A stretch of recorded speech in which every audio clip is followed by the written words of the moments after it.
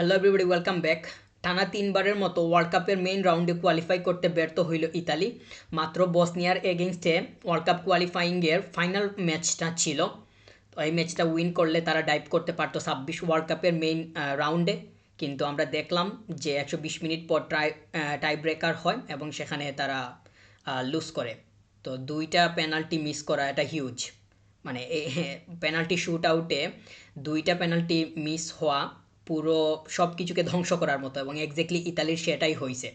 পুরো ম্যাচ জুড়ে যেভাবে খেলছে, যেভাবে হয়েছে, বাস্তনির রেড কার্ডটা তাদেরকে শেষ পর্যন্ত ভুগাইছে। বাস্তনির রেড কার্ডটা তার রেড কার্ডের কারণে যেই খেলার ধরন দাঁড়াইছে সেটাকে তারা কোনোভাবেই টক্কর দিয়ে উঠতে পারে নাই।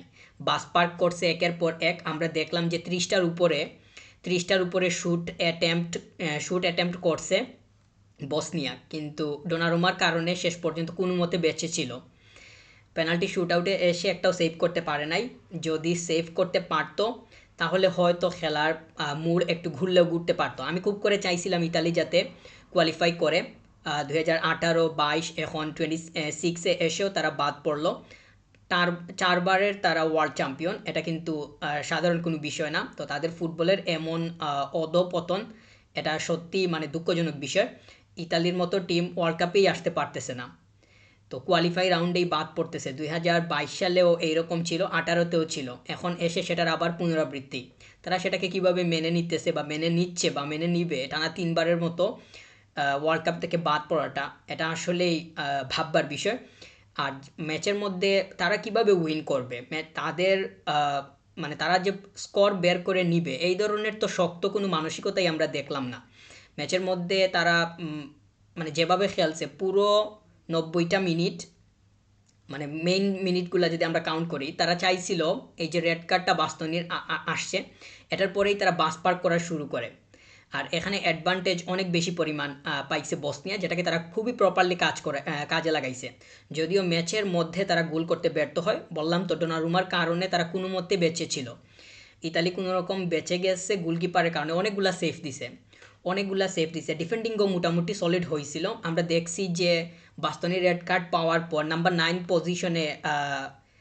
প্লেয়ারটাকে তারা নাম্বার 9 প্লেয়ারটাকে উঠিয়ে নেয়, মানে ইতালি উঠিয়ে নিয়ে একটা ডিফেন্ডারকে নামায়। তো এই যে ডিফেন্সিভ হয়ে যাওয়াটা, এটাই তাদেরকে শেষ পর্যন্ত মানে খুব বেশি পরিমাণ ঝামেলায় ফেলে দিছে, এবং শেষমেশ এই রেজাল্ট আসছে।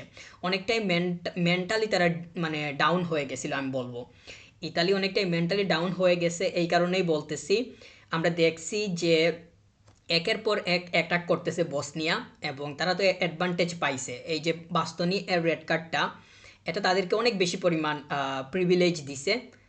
আমি বলবো যে এই জায়গাতে লাকেও ফেভার করছে তাদের। মানে যেইভাবে তারা মানে ফার্স্ট হাফেই যেভাবে রেড কার্ড পেয়ে মাঠ ছাড়ছে, এইটার কারণে পরবর্তী সময়টা তারা খুব ভালোভাবে ব্যবহার করতে পারছে। আমরা দেখছি একের পর এক কর্নার, একের পর এক সেট পিস নিতেছে, আহ, অনেক বেশি পরিমাণ অ্যাটাক করতেছে, যেগুলাকে সামাল দেওয়া লাগতেছে ইতালির। তারা কোনোভাবেই মাঠের মধ্যেও যে পেরে উঠছে সেটা বলার কোনো সুযোগ নাই। গিয়েও লিড ধরে রাখতে পারলো না। খুবই তাড়াতাড়ি লিডে যায়, কিন্তু শেষ পর্যন্ত লিড ধরে রাখতে পারে নাই। ম্যাচে ফিরে আসে। ম্যাচের মধ্যে আরও গোল হইতো, বসনিয়া আরও গোল পাইতো, কিন্তু সেটা সম্ভব হয় নাই। ডিফেন্সিভলি মোটামুটি সলিড ছিল। আর বিশেষ করে তার গোলকিপার ডোনারুমার কথা বলতে হবে। তাকে আমরা জানি ওয়ার্ল্ড ক্লাস একটা গোলকিপার, এবং তার যেইভাবে এক্সিস্টেন্সিটা যেরকম মাঠের মধ্যে ছিল বা গোলপোস্টে ছিল, সেটার কারণে বসনিয়া যে খুব সুবিধা করে উঠতে পারছে সেটা আমরা দেখি নাই। কিন্তু ম্যাচে যেরকমভাবে ডোনারুমাকে দেখা গেছে, ওই এক্স্যাক্টলি ওইভাবে টাই ব্রেকারে পাওয়া যায়নি। যদি সেইভাবে পাওয়া যাইতো তাহলে হয়তো ভিন্ন রকম কোনো কিছু দেখতে পারতাম। আমি চাইছিলাম যে কোনো খুব করে যে মানে পেনাল্টি শুট আউটে যাতে ইতালি ভালো করে। আমরা দেখলাম যে প্রথম শ্যুটটাই মিস করছে, আরেকটা মিস হয়, পোস্টে লেগে ফিরে আসে। যখন এইরকম মিস করা এরকম মুহূর্তে, এটা পুরো দলের মনোবল ভেঙে দেয়। প্রথম শ্যুটটা মিস হওয়ার কারণে পরে আরেকটা মিস হয়েছে, ওর মনোবলই ভেঙে গেছে। আর যেভাবে কনফিডেন্স নিয়ে খেলছে বসনিয়ার প্লেয়ারগুলা, তারা মানে এখন বলবো যে ডেজার্ভ করে। আমি যদিও ম্যাচের আগে চাইছিলাম ইতালি যাতে কোয়ালিফাই করে কিংবা ভালো করে, কিন্তু ম্যাচের খেলা দেখে যেটা মনে হয়েছে, বসনিয়ার পক্ষে সব কিছুই ছিল। বল পসেশন থেকে শুরু করে কর্নার কিক, সেট পিস, তারপর অ্যাটাকিং অ্যাটেম্পট সবগুলোই তাদের দখলে ছিল। তারা এক প্রকার বলা যায় যে লিড থেকে লিডে ফিরে আসার জন্য কিংবা লেভেলে আসার জন্য, লিডটা ভাঙার জন্য, ইতালি যেই লিডে আছে লিডটা ভাঙার জন্য একদম উঠে পড়ে লাগছিল এবং শেষ পর্যন্ত তারা সক্ষম হয় লিডটা ভাঙতে। লিডটা ভাঙার পরে এমনভাবে তারা প্রভাব বিস্তার করছে, ইতালিকে একদম একদম বক্সের ভেতরে ঢুকিয়ে দিছিল, কিন্তু কোনো মতে জানে বেঁচে ছিল এই ডোনারুমার কারণেই বলবো। শেষ পর্যন্ত আর কোনোভাবেই তারা টিকে থাকতে পারলো না। এখন শেষমেশ 2026 ওয়ার্ল্ড কাপে তারা কোয়ালিফাই করতে পারেনি। বসনিয়া যেভাবে খেলছে এই মুহূর্তে মনে হচ্ছে যে তারা ডেজার্ভই করে, তাদের খেলার যে স্টাইল, ইতালিকে তারা মানে একদম পেনাল্টি শুট আউটে বিট করছে সেটা ঠিক আছে, কিন্তু মাঠের মধ্যে যেভাবে খেলছে তারা তো আরও গোল পাওয়ার মতো একটা উপায় ছিল। আমি তো বলবো যে প্রায় 6 থেকে 7টা গোল হইতে পারতো, যেই পরিমাণ অ্যাটাক করছে, যেই পরিমাণ অ্যাটেম্পট নিছে। ডোনারুমার কারণে কোনো রকম মানে জীবিত ছিল ইতালি শেষ পর্যন্ত, আর কোনোভাবেই পেরে ওঠে নাই।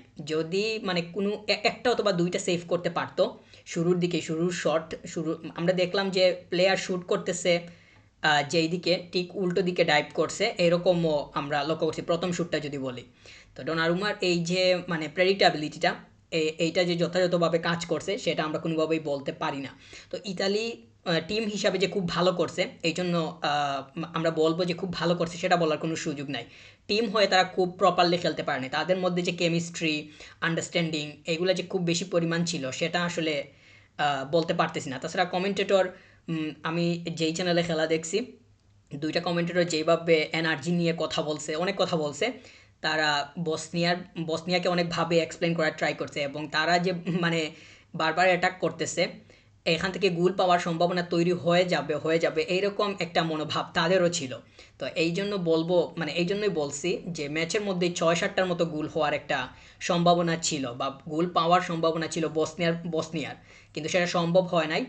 গোলকিপিংটা খেলার টাইমে ভালো করছে ডোনারুমা, কিন্তু শেষ পর্যন্ত সেই এনার্জিটা ধরে রাখতে পারে নাই। পেনাল্টি শুট আউট যখন খেলা চলে গেছে একদম টাই ব্রেকারে, তখন আসলে কাজটা কি গোলকিপারের? ওই সময় তো নিজের মানে মানে নিজের সক্ষমতা মানে প্রমাণের সময়। তো ডোনারুমা যে করতে পারছে সেটা আসলে এই জায়গাতে গোলকিপারকেও দায়ভার নিতে হবে। আর আমরা দেখলাম যে ইতালির প্লেয়ার একটা মারছে বাইরে, আরেকটা পোস্টে লেগে আসছে, এটা যে কিপার সেভ করছে সেটা না, তারা নিজেরাই মিস করছে। তার মানে কনফিডেন্সের অভাব, লেস কনফিডেন্স। তো লেস কনফিডেন্সটা জন্ম নিল কীভাবে? খেলাটা যেভাবে শুরু হয়েছে, আমরা যারা শুরু থেকে শেষ পর্যন্ত দেখছি তাদের খুব ভালোভাবে আন্ডারস্ট্যান্ড করার কথা খেলাটা কীভাবে স্টার্ট হয়েছে। খুব স্ট্রংলি স্টার্ট করছে ইতালি এবং খুব শুরুতেই লিডে যায়। তো সেটা কীভাবে সম্ভব হইল? তাদের কনফিডেন্সটা শুরুর দিকে যেমন ছিল, এই যে রেড কার্ডটা বাস্তনির আসছে এরপরে যখন লিডটা ভাঙছে বসনিয়া, তারপরে কনফিডেন্সটা আস্তে আস্তে ভাঙতে থাকে এবং সেটার ফল আমরা দেখলাম পেনাল্টি শুট আউটে। তো ইতালি শেষ পর্যন্ত কোয়ালিফাই করতে পারলো না, এটাই লেটেস্ট, এটাই এখন খবর। Thank you very much, subscribe.